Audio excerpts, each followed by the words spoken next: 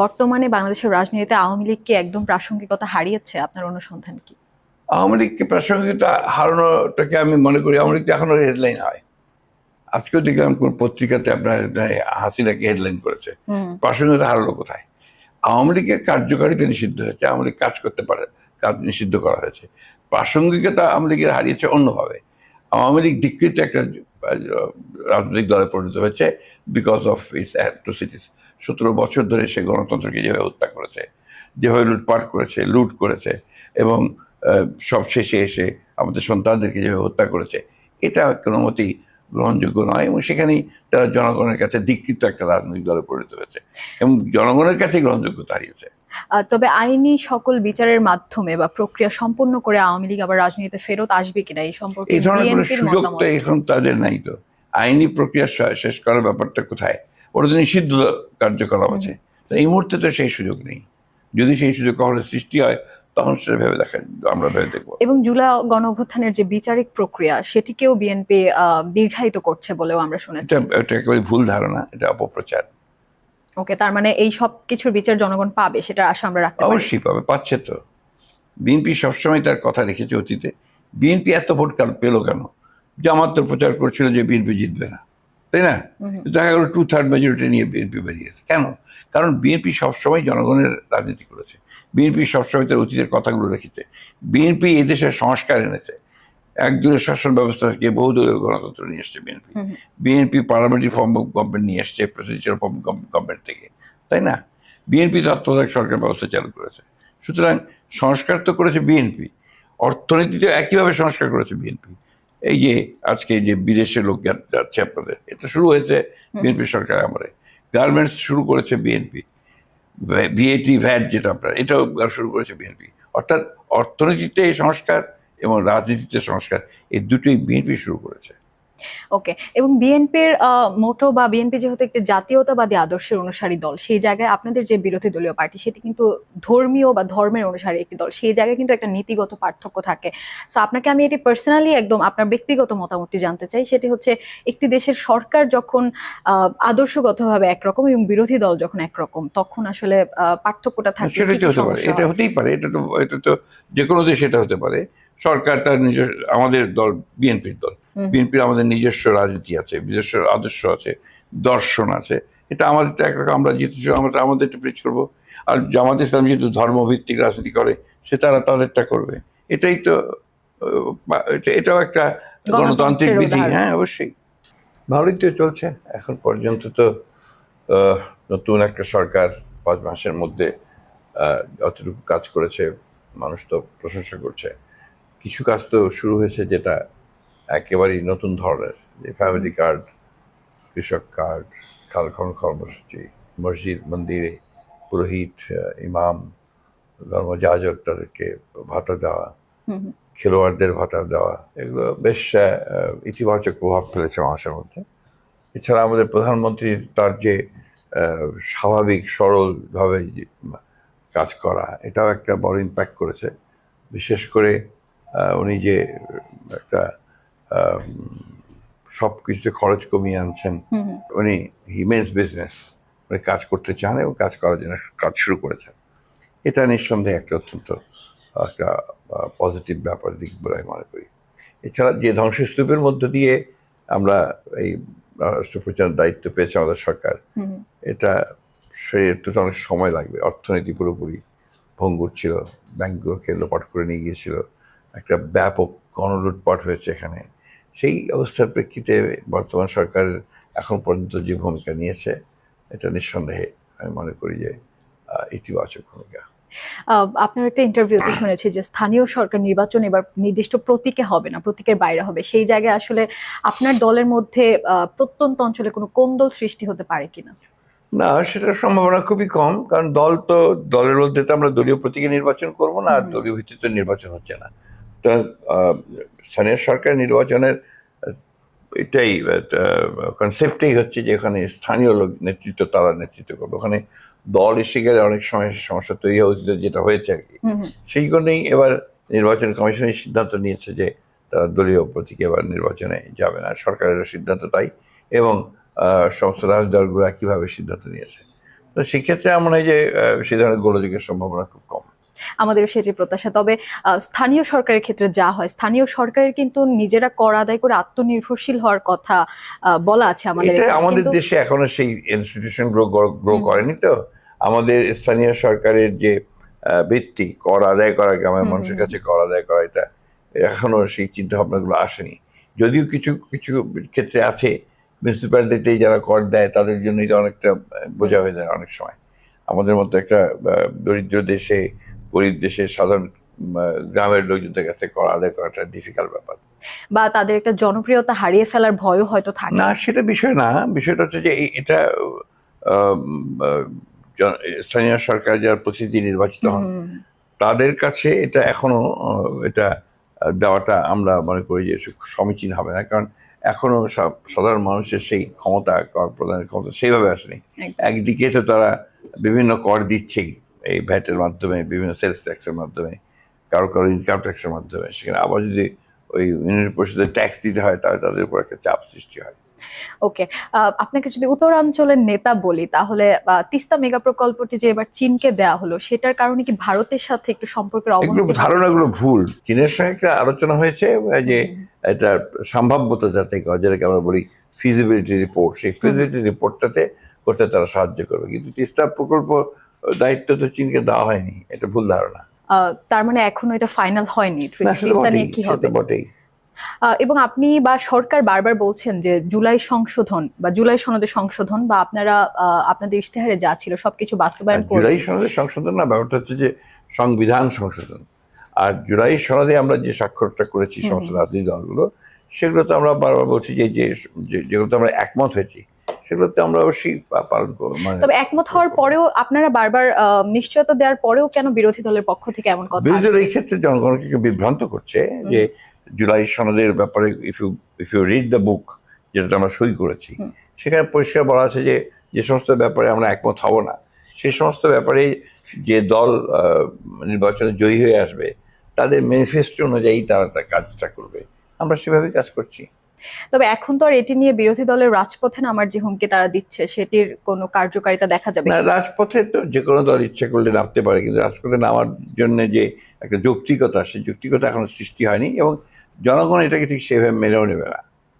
ওকে, যেসব প্রকল্পের কথাগুলো আপনি বলছিলেন যে খাল খনন শুরু হয়েছে, বা কিছুদিন আগে আমরা দেখতে পেলাম যে ঢাকায় আসলে বৃষ্টির পানি জমে কি অবস্থা, সেটার জন্য কিন্তু বাজেট বরাদ্দ ছিল অন্তর্বর্তীকালীন সরকারের আমলে। তো সেই জায়গা থেকে আসলে এগুলো উন্নয়নের জন্য আমরা তো দেখি যে একটি কর্মসূচি শুরু হয়, এরপরে যায় কোথায়? না, ব্যাপারটা তো সহজ না। ব্যাপার হচ্ছে যে দীর্ঘকাল ধরে ঢাকা শহর অপরিকল্পিতভাবে গড়ে উঠেছে।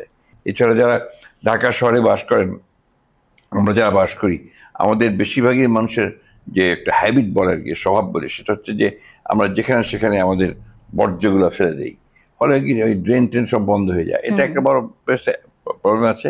আর এই যা হয়েছে, খাল তাল দখল হয়ে গেছে, দখল করে ফেলেছে, এগুলোকে এক্সকাভেট করা প্রয়োজন।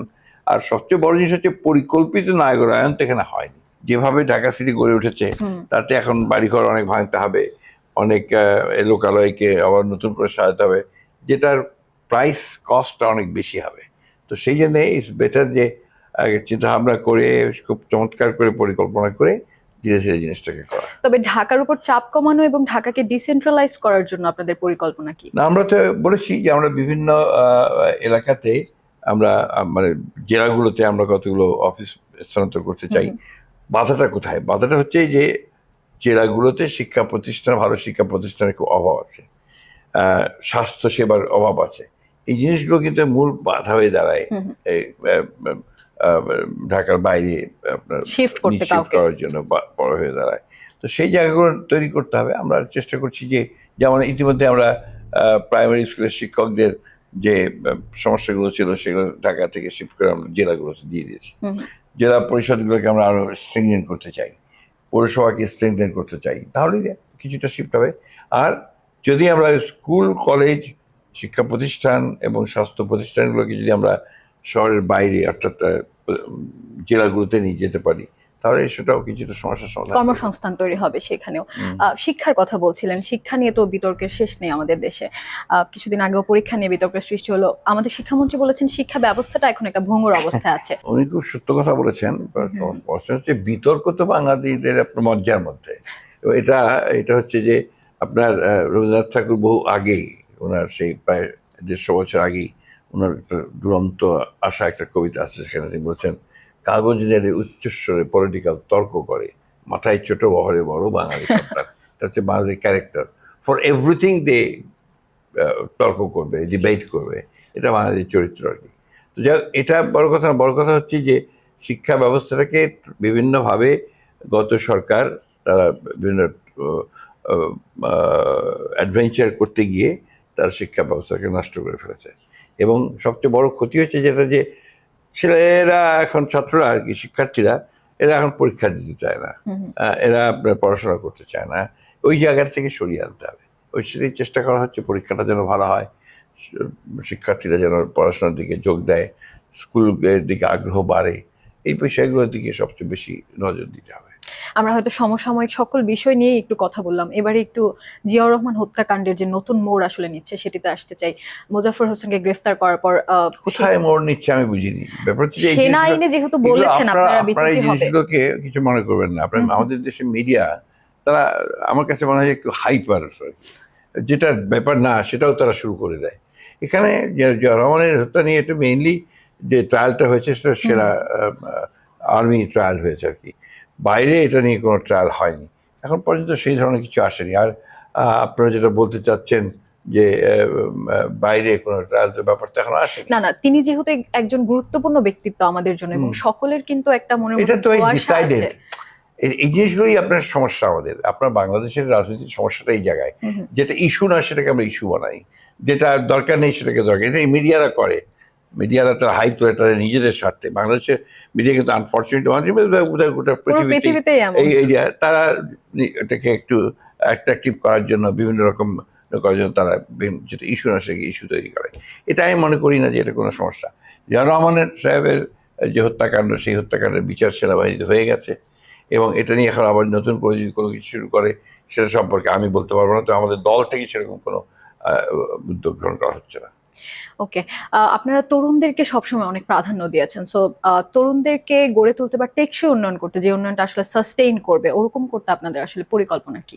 আমরা তো আপনার এমপ্লয়মেন্টের জেনারেট করার জন্য অনেকগুলো কর্মসূচি নিয়েছি। বিশেষ করে আমরা আইটিতে সবচেয়ে বেশি যোগ দিচ্ছি, যে তাদেরকে করে আইটিতে করে নিয়ে বিভিন্ন কর্মসংস্থান সৃষ্টি করা। ব্যবসা বাণিজ্যের দিকে আমরা খুব যোগ দিচ্ছি, যাতে করে তরুণরা ব্যবসার দিকে ঝুঁকে এবং তারা ভালোভাবে ব্যবসা করতে পারে, ইনভেস্টমেন্টের দিকে আসতে পারে, নিজেরা তৈরি করতে পারে। আর ইনভেস্টমেন্ট হলে তখনই কর্মসংস্থানের সৃষ্টি হবে। তরুণদের মূল যে বিষয়টা আমি মনে করি যে তাদেরকে এমন স্কিল দেওয়া উচিত যে স্কিলে তাদের কর্মসংস্থান হবে। আমাদের দেশে সবাই বিএমএ পাস করতে চায়, এই কলেজে ইউনিভার্সিটিতে পড়ে কেউ বিএ পাস করে, কেউ পাস করে। এটা আমার কাছে মনে হয় যে অহেতুক শুধুমাত্র সম্পদের অপচয় করা হয়। ওই ছেলে যদি টেকনিক্যাল ট্রেনিং নিত, কারিগরি শিক্ষা নিত, তাহলে সে অনেক ভালো করতে পারতো, বাইরে যেতে পারতো এবং আরো ভালোভাবে জীবনযাপন করতে পারতো। ওই দিকে আমাদের যেতে হবে, আমাদের কারিগরি শিক্ষার দিকে সবচেয়ে বেশি যোগ দিতে হবে, এবং সেটার দিকে আমরা যোগ দিচ্ছি। তবে আপনাদের সরকার যেমন বাংলা ভাষার পাশাপাশি কিন্তু বিদেশি ভাষাকেও অন্তর্ভুক্ত করেছে, বাধ্যতামূলক করেছে শেখার জন্য। সেই জায়গা থেকে কোনো কারিগরি শিক্ষাকে ছোটবেলা থেকে বাধ্যতামূলক করা হবে কিনা? না, আমরা তো কারিগরি শিক্ষাকে সবচেয়ে বেশি গুরুত্ব দিয়েছি। বাধ্যতামূলক করার ব্যাপারটা তো অন্য ব্যাপার, কিন্তু আমরা অলরেডি এটার উপরে জোর দিচ্ছি যাতে করে সবাই কারিগরি শিক্ষার দিকে ঝুঁকে। এছাড়া বয়স্ক মানুষদেরকে নিয়ে কি পরিকল্পনা আছে? বয়স্ক মানুষদের তো আমরা সিনিয়র সিটিজেন্স, তাদের জন্য আপনার যে সোশ্যাল সিকিউরিটি যে সমস্ত স্কিম নেওয়া হয়েছে সেভাবে স্কিমগুলো নেওয়া হবে। আবার বিভিন্ন রকম হাউস তৈরি করা হবে, যেটা করার পরিকল্পনা ইতিমধ্যে ঘোষণা করা হয়েছে। এর মধ্যে বিএনপি যাচ্ছে জুলাই সংশোধনের দিকে। এটা হচ্ছে যে আপনার সংবিধান সংশোধনের জন্য আপনার আলোচনা যেটা হয়েছিল আপনার কমিশনে, সেই কমিশন অনুযায়ী আপনার সিদ্ধান্ত হয়েছিল যে আমরা যেগুলো সংবিধান সংশোধন করতে চাইব, এটাতে সবাই যেগুলো একমত হবে, দলগুলো, সেগুলো তারা একমত হয়ে কাজ করবে। আর যেগুলো একমত হবে না, সেখানে যে দল জিতবে সেই দলের ম্যানিফেস্টো অনুযায়ী কাজ করবে। তা আমরা যেহেতু আমরা 2/3 জিতেছি, আমরা আমাদের ম্যানিফেস্টো অনুযায়ী কাজ করতে চাই, কিন্তু কিপিং দ্য এগ্রিড যে সমস্ত আপনার চার্টার অর্থাৎ একমত যেগুলো আমরা হয়েছি সেগুলো আমরা কাজ করব। যেমন আপনার উচ্চ কক্ষ আমরা করব, যেমন আপনার প্রেসিডেন্ট এবং প্রাইম মিনিস্টার ক্ষমতার ভাগাভাগি করার সেটা করব। দুইবারের বেশি প্রধানমন্ত্রী হতে পারবে না, সেটা আমরা করব ডেফিনেটলি। বিচার বিভাগের স্বাধীনতা আমরা নিশ্চিত করব। এই বিষয়গুলো তো আমরা একমত হয়েছি। বিরোধী দলের পক্ষ থেকে যে একটি মন্তব্য আসছে যে আপনারা গণভোটের রায়কে স্বীকার করছেন না। শুনুন, গণভোটের ব্যাপারটাই হচ্ছে এটা ঠিক যেটাকে বলে যে আমরা এটাতে খুব বেশি আগ্রহী ছিলাম না, খুব স্পষ্ট করে বলি আর কি। গণভোট কিসের উপরে, যে বিষয়ের উপরগুলোর উপর গণভোট নেওয়া হয়েছে সেই বিষয়গুলো তো আমরা আগে এগ্রি করেছি। মাত্র একটা 4টা প্রশ্ন ছিল সেখানে, 4টা প্রশ্নের মধ্যে একটা প্রশ্ন নিয়ে এটা আমরা এগ্রি করিনি। এটা দুর্ভাগ্যজনকভাবে যে কমিশন ছিল বা তৎকালীন সরকার, তারা এটা আমাদের উপরে চাপিয়ে দিয়েছিল, জনগণের উপরে। We D not agree to that. সেটা হচ্ছে আনুপাতিক হারে উচ্চকক্ষে রিপ্রেজেন্টেশন, প্রতিনিধিত্ব, এটা আমরা একমত হইনি। সুতরাং এই ব্যাপারে প্রশ্নটা আমরা আমাদের যেটা বলেছি আমরা, যে প্রাপ্ত ভোট যেটা আমরা প্রতিনিধি, আমরা পার্লামেন্টে যে কতজন সদস্য যাবে সেই অনুপাতে আমাদের হায়ার হাউসে অর্থাৎ আপার হাউসে যাবে। নির্বাচন নিয়ে এতদিন পরেও আমরা শুনতে পেয়েছি জামায়াতের আমির শফিকুর রহমান বলেছেন যে নির্বাচনের মধ্যেও কারচুপি এটা হয়েছে। হচ্ছে যে আমাদের আমির সাহেব এই কথাটা যদি বলে থাকেন, তিনি একটা চরম অসত্য কথা বলেছেন। এই জন্য যে এই নির্বাচনটা এইবার বাংলাদেশের ইতিহাসে সবচেয়ে গ্রহণযোগ্য নির্বাচন হিসেবে স্বীকৃতি হয়েছে, দেশে বিদেশে সবখানে, এভরিওয়্যার। এবং এই কথাটা একমাত্র উনি ছাড়া আর কেউ বলছেন না।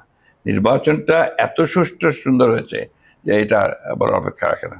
দুর্ভাগ্যজনক হচ্ছে যে বাংলাদেশের ওই চরিত্র থেকে বের হতে পারেননি, যে যখনই হেরে যাবেন তখন বলবেন যে ঠিক হয়নি, কারচুপি হয়েছে, জিতলে বলবেন যে সব ঠিক আছে। এই সংস্কৃতি থেকে উনি বেরোতে পারেননি।